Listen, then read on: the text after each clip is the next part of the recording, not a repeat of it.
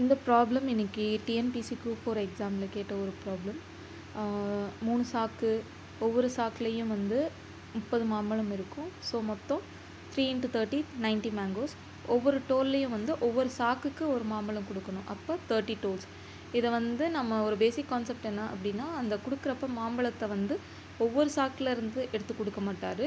ஒரு சாக்கு ஓப்பன் பண்ணால் மொத்தமாக அதிலேருந்தே கொடுப்பாரு. அதுக்கப்புறம் குறைய சாக்கும் குறையும், மாம்பழமும் குறையும். ஸோ ஃபஸ்ட்டு 2 10 டோல்ஸ்க்கு வந்து 3 சாக்கு இருக்கும். ஒவ்வொரு சாக்குக்கும் ஒவ்வொரு மாம்பழம் அப்படிங்கிறதுனால மொத்தம் 30 மாம்பழம் காலியாகிரும்.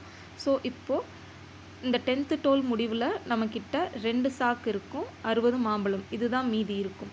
ஸோ இப்போ இந்த 2 சாக்கு அப்படிங்கிற பட்சத்தில் கொடுக்குற மாம்பழத்தோட அளவும் 2 மாம்பழமாக குறைஞ்சிரும். ஸோ 11 to 25, அதாவது மீதி இந்த இடையில இருக்க 15 டோல்களுக்கும் 2 மாம்பழம் தான் கொடுக்க போகிறாரு. ஸோ அது மாதிரி அந்த இடையில இருக்க 15 டோலுக்கும் ஒரு சாக்குக்கு ஒரு பழம் அப்படிங்கிற மாதிரி 2 கொடுத்துட்டா 30 மாம்பழம் அதில் போயிடும்.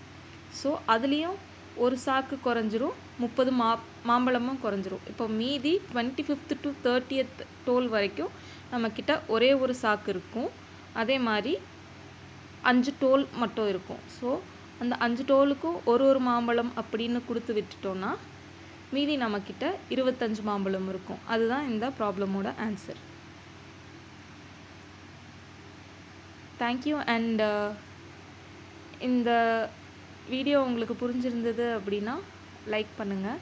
இன்றைக்கி எக்ஸாம் எப்படி பண்ணீங்க, நீங்கள் இந்த கொஸ்டினுக்கு என்ன ஆன்சர் அப்டேட் பண்ணீங்க அப்படிங்கிறதையும் கமெண்ட்டில் ஆட் பண்ணுங்கள். தேங்க்யூ.